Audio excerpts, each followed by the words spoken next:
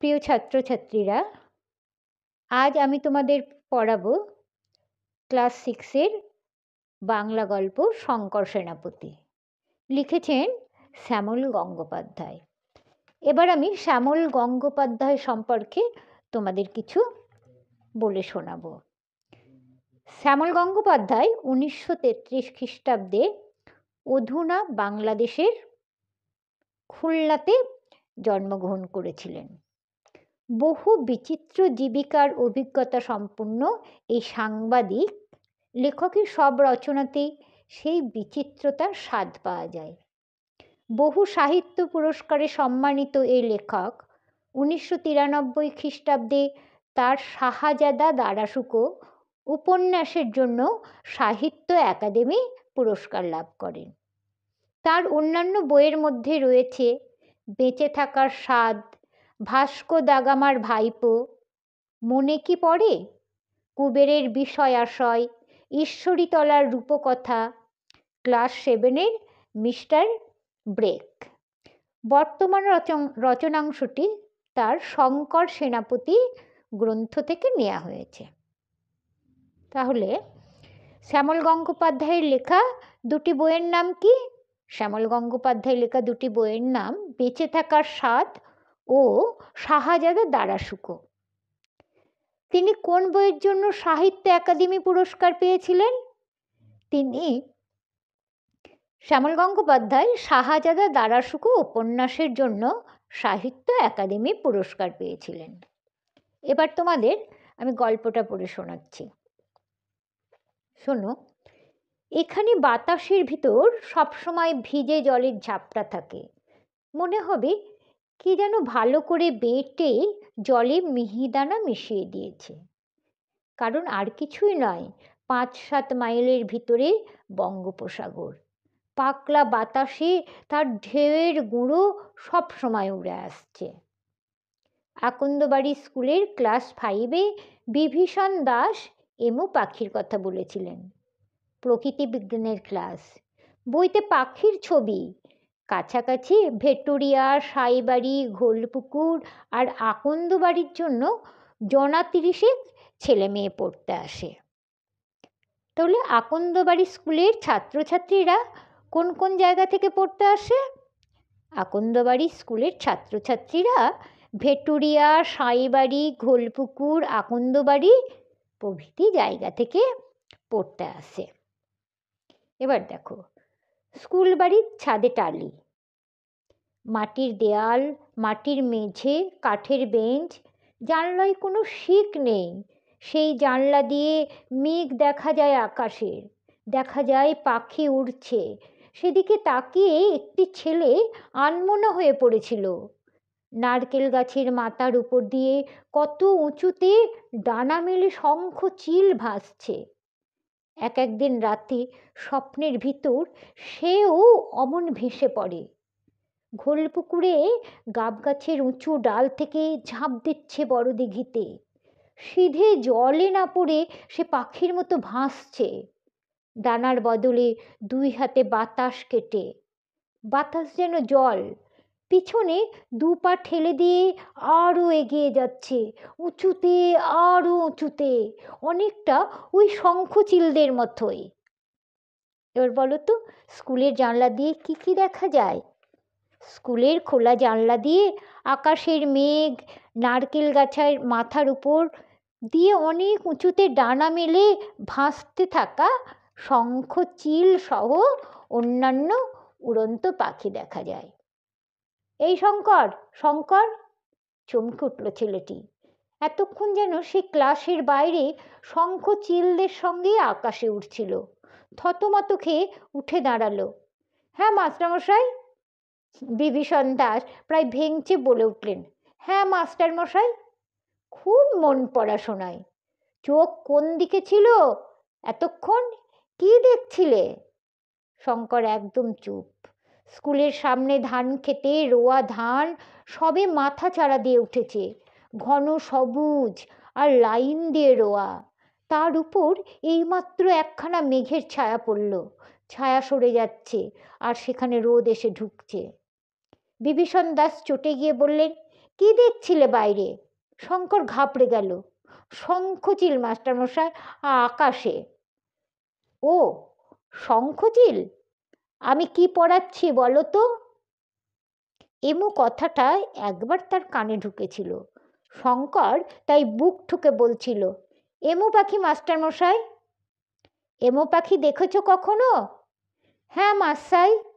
এদিকে সবাই মাস্টারমশাই কথাটা তাড়াতাড়িতে বলে মাস্টাই। আচ্ছা, শঙ্কর কিসের স্বপ্ন দেখে? শঙ্কর পাখিদের মতো হাওয়াতে ভেসে থাকার স্বপ্ন দেখে। এছাড়া সে এমু পাখিকেও স্বপ্নে দেখে। ঘোলপুকুরে বড় দিঘির পাড়ে সবেদা গাছের ডালে বসেছিল। সবেদা গাছের ডালে এসে বসেছিল। কেমন দেখতে সে এমু পাখি? শঙ্কর বুঝল কোথাও একটা বড় ভুল হয়ে যাচ্ছে, তাই মাস্টারের কথায় ঠাট্টার সুর। তবু তার যেমন মনে পড়ল তেমনই সে বলল, খুব গাঢ় ছাই রঙের মাস্টাই, বাজ পাখির চেয়েও বড়, চওড়া বুক, উড়ে গেলে ডানায় বাতাস কাটার শব্দ হয় জোরে। এমনি অন্য পাখিরা তখন ভয়ে সরে যায়। হ্যাঁ, ভয়ে সরে যায়। বলি, এটা কি পঞ্চানন অপেরা পেয়েছ? বানিয়ে বানিয়ে যে পাঠ বলে যাচ্ছ খুব। সারা ক্লাস হাসিতে ফেটে পড়ল। বিভীষণ দাস করা মাস্টারমশাই গম্ভীর গলায় বললেন, এমু পাখির বাসস্থান আন্দিজ পর্বতমালা। 3 বছরে একবার মোটে 2টো করে বড় বড় ডিম পাড়ে। সে কোন দুঃখে অত দূর দেশ থেকে ঘোলপুকুরে বড় দিঘির পাড়ে সবেদা গাছের ডালে এসে বসবে? অ্যাঁ? আর এমু হলো গিয়ে দৌড়বাজ পাখি, খুব দৌড়ায়, উঠতেই পারে না। ঘোলপুকুরে তুমি এমু পাখি পেলে কোত্থেকে বলো? বলতেই হবে। আচ্ছা, শঙ্করের বাতাসের রং কি? শঙ্করের বাতাসের রং নীলচে। এমু পাখি দৌড়াতে পারে না, এমন একটি পাখির নাম বলো তো। এমু পাখি দৌড়াতে পারে না, উঠতে পারে না। এমু পাখি শুধু দৌড়াতে পারে, এমন একটি পাখি হলো উট পাখি। আচ্ছা, সারা ক্লাস হাসিতে ফেটে পড়লো কেন? হাসিতে ফেটে পড়লো এই কারণে যে শঙ্কর মাস্টারমশাইয়ের কথা ঠিক মতো শোনেনি। বুঝেছ? সে তার নিজের খেয়াল খুশি মতো বানিয়ে বানিয়ে মাস্টারমশাইকে বলল। সেই জন্য মাস্টারমশাই রেগে গিয়ে বললেন যে, এটি কি পঞ্চানন অপেরা পেয়েছ যে বানিয়ে বানিয়ে পাঠ বলে যাচ্ছ? তাই শুনে সকলে খুব হাসাহাসি করলো। আর মাস্টারমশাই তিনি বুঝিয়ে বলে দিলেন যে এমু পাখির বাসস্থান আন্দিজ পর্বতমালায়। কোথায় এমু পাখির বাসস্থান? আন্দিজ পর্বতমালায়। আর বছরে, অর্থাৎ 3 বছরে মোটে 2টো করে বড় বড় ডিম পাড়ে। আর এমু দৌড়বাজ পাখি, খুব দৌড়ায়, ওরা উঠতেই পারে না। শঙ্কর মুচড়ে পড়ল, কিন্তু তার মনে হচ্ছে সে দেখেছে। ক্লাস শুদ্ধ সবাই ফিক ফিক করে হাসছে। কোথায় দেখেছে? দেখে থাকতে পারে, তবে কি প্রকৃতি বিজ্ঞান বইয়ের ছবিতে দেখলো? না। তাহলে সাহস করে বলল, বলবো মাস্টাই? বলো। তাহলে স্বপ্নে একদিন দেখেছি মাস্টাই, বেশ বড় সাইজের পাখি। সারা ক্লাস হাসিতে ফেটে পড়ল।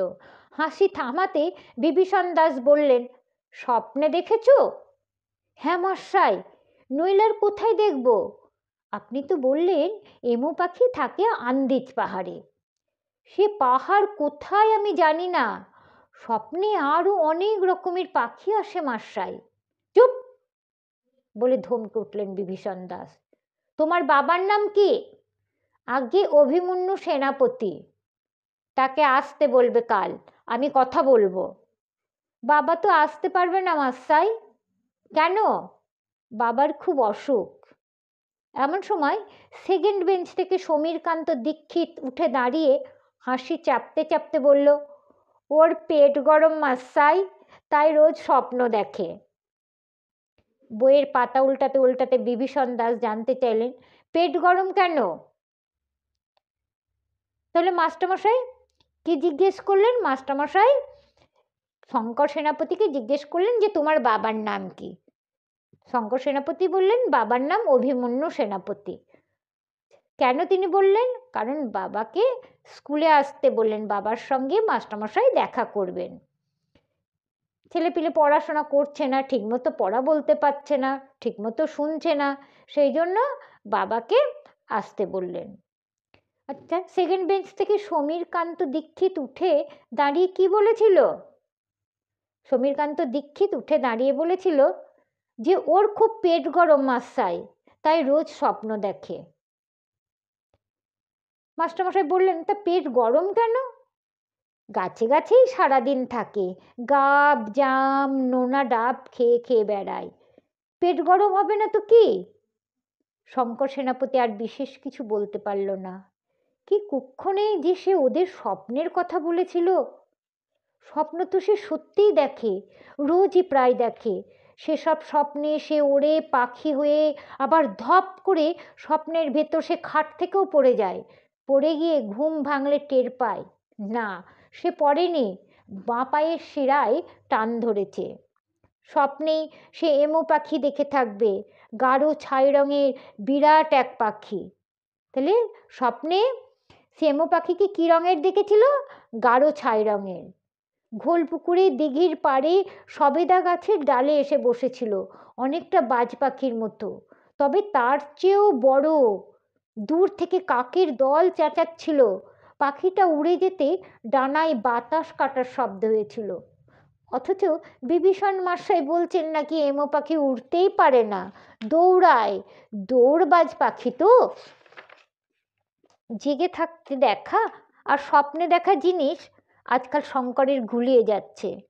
স্বপ্নের দেখাকে মনে হয় জেগে থাকতে দেখেছি, জেগে থাকতে দেখা জিনিস মনে হয় স্বপ্নে দেখেছি। হঠাৎ বিভীষণ মশাই চিৎকার করে বললেন, দাঁড়িয়ে আছো কেন, বসো। সঙ্গে সঙ্গে শঙ্কর বসে পড়ল। সে তার স্বপ্নের কথা আর কাউকে কখনো বলবে না। বিশ্বাস করে বলার ফল তো এই। স্বপ্নে সে অনেক কিছু জানতে পেরেছে, যেমন স্বপ্নের বাতাসের রং নীলচে, বাড়ি ঘরদোর খয়েরি রঙের। স্বপ্নে ধাক্কা খেলে কিংবা গুঁতো খেলে কোনো ব্যথাই লাগে না, অনেকটা যেন ঘোল পুকুরে বড় দিঘিতে ডুব দিয়ে মাটি তোলার পর ভেসে ওঠার মতো। আপসে ভুস করে ভেসে ওঠা, জলের নিচে পোতা বাঁশে গা ঘষে গেলেও টের পাওয়া যায় না। আচ্ছা, তাহলে স্বপ্নে কি কি জানতে পেরেছে শঙ্কর? স্বপ্নে জানতে পেরেছে যে বাতাসের রং নীলচে আর বাড়ি ঘরদোর খয়েরি রঙের। আর কি জানতে পেরেছে? স্বপ্নে ধাক্কা খেলে বা গুঁতো খেলে কোনো ব্যথা লাগে না, অনেকটা যেন ওই ঘোল পুকুরের বড় দিঘিতে ডুব দিয়ে মাটি তুলে ভেসে ওঠার মতো। আপোষে ভুস করে ভেসে ওঠা, মানে জলের নিচে পোঁতা বাঁশে গা ঘষে গেলেও সেটা আর টের পাওয়া যায় না।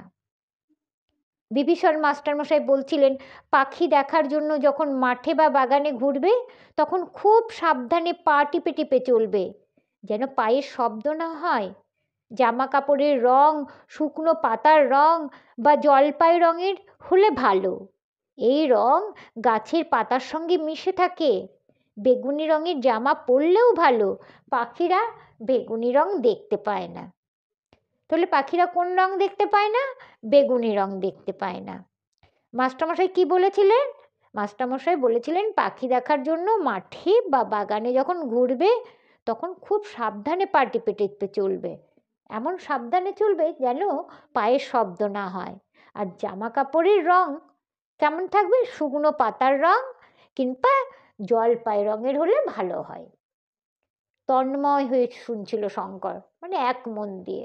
হঠাৎ মাস্টারমশাই তার দিকে তাকিয়ে বললেন, শঙ্কর সেনাপতি। হ্যাঁ মশাই, বলে তড়িঘড়ি উঠে দাঁড়ালো শঙ্কর। তুমি তো গাছে গাছে ঘোরো। একগাল হেসে ফেলল শঙ্কর। তা মশাই, তুমি তো অনেক রকম পাখি দেখো, তাদের কথা বলতে পারো? বিভীষণ মশাই যে তাকে এমন একটা কথা বলবেন তা ভাবতে পারেনি শঙ্কর। সে লজ্জার সঙ্গে বলল, মাছরাঙা। আর হাঁড়ি চাচা, ডৌখোল, পানকৌড়ি, তিতির মাসাই। বাহ, যত পারবে চোখ খোলা রেখে এই পৃথিবীর পাখি, গাছপালা, মেঘ, আলো সব দেখে নেবে। শঙ্করের বুকটা গর্বে ফুলে উঠল। বিভীষণ মাস্টারমশাই বললেন, এই খোলামেলা পৃথিবী সবচেয়ে বড় বই, তাকে চোখ ভরে দেখাই সবচেয়ে বড় পড়াশোনা। তাহলে মাস্টারমশাই কি বললেন? সব থেকে বড় পড়াশোনা কোনটা? যে খোলামেলা পৃথিবীই হচ্ছে সবচেয়ে বড় বই। সবসময় চোখ কান খোলা রেখে চলবে, আর সেই চলাটাই হচ্ছে সবচেয়ে বড় পড়াশোনা। এই বলে আজ শেষ করছি। ভালো থেকো সব।